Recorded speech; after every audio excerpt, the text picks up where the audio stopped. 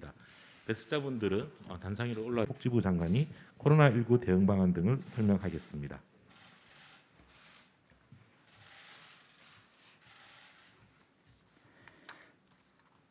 존경하는 국민 여러분, 안녕하십니까? 코로나19 중대본에서 제1차장을 맡고 있는 보건복지부 장관 권덕철입니다. 지금부터 6월 29일 화요일 중대본 브리핑을 시작하겠습니다. 오늘 중대본에서는 국무총리 주재하에 수도권의 광역 지자체장들과 함께 수도권 특별 방역 대책에 대해서 논의했습니다. 수도권의 환자 발생이 비수도권에 비해 계속 증가하고 있습니다. 수도권의 환자 발생 비중은 5월 4주차에 64%였으나 6월 4주차에는 74%까지 증가했습니다. 특히 서울의 유행이 계속 커지고 있는 상황입니다. 소규모 접촉에 의한 감염이 과반이며 학원, 주점, 실내 체육시설, 사업장 등에서 집단 감염도 계속 발생하고 있습니다. 감염 경로를 조사하고 있는 비율도 30%대에 이르고 델타형 변이도 수도권을 중심으로 확인되고 있습니다.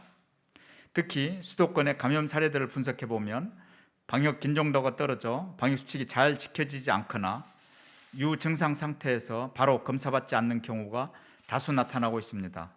지자체에 보다 적극적인 대응이 필요한 시점입니다.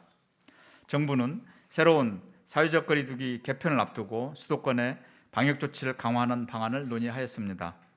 우선 중앙정부에서는 7월 1일부터 14일까지 2주간을 집중하여 수도권에 대한 특별 방역 상황을 점검할 계획입니다. 각 부처의 소관 시설별로 방역수칙 준수를 점검하고 위반 시 엄격하게 조치할 예정입니다. 또한 당분간 수도권의 자치구별로 환자 발생과 역학조사에 대한 지표를 정리하고 공개하여 자치구의 방역관리 노력을 강화할 계획입니다. 이와 함께 지자체별로 선제검사와 선별검사를 강화하고 방역 긴장감을 유지하기 위한 노력을 기울여 줄 것을 요청하였습니다. 수도권의 지자체들도 방역조치를 강화하는 내용을 중대본에 보고하였습니다. 서울특별시는 선별진료소의 운영시간을 평일 21시, 주말 18시까지로 연장합니다. 규모가 큰 집단 감염에 대해서는 현장 선별검사소를 즉각 설치하고 자치구 지원을 확대합니다. 특히 학원 밀집 지역에 찾아가는 선별진료소를 설치하고 유흥시설 종사자에 대한 의무 선제검사도 검토하고 있습니다. 7월 1일부터 청장년층이 주로 이용하는 유흥시설, 노래연습장, PC방 등 3개 업종을 집중 점검하고 벌칙을 강화할 계획입니다. 이들 업종에서 집단 감염이 발생하면 해당 자치구의 모든 시설에 대해서 진단검사 명령을 발동할 것입니다.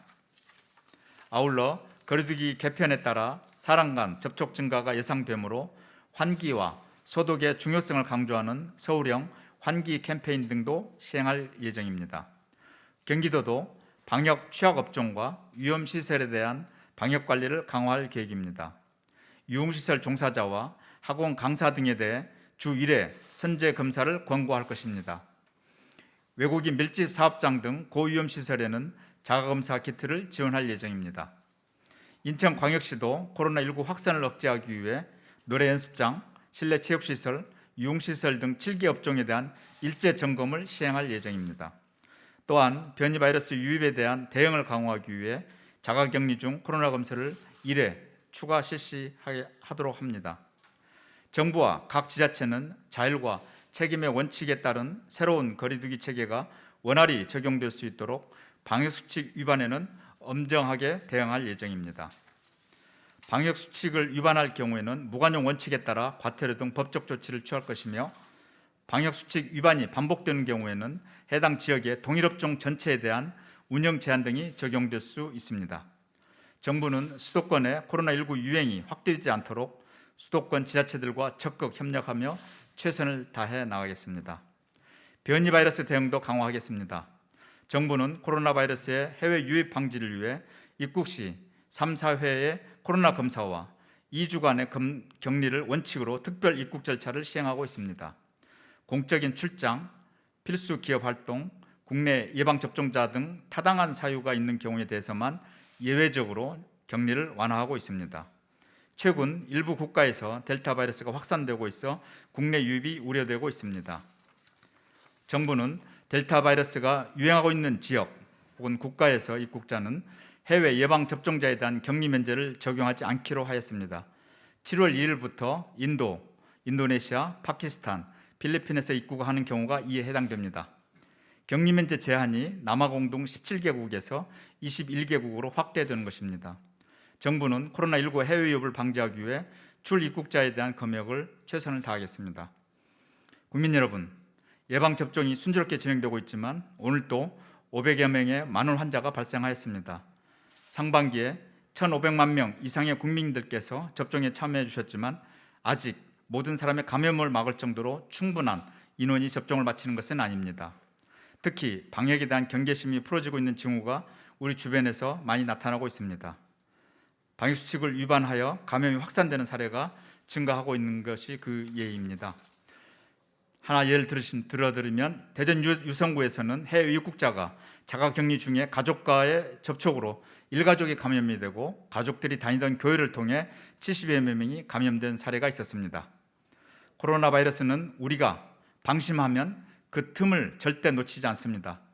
이는 우리 사회가 지난 1년 반 동안 직접 경험한 일이기도 합니다.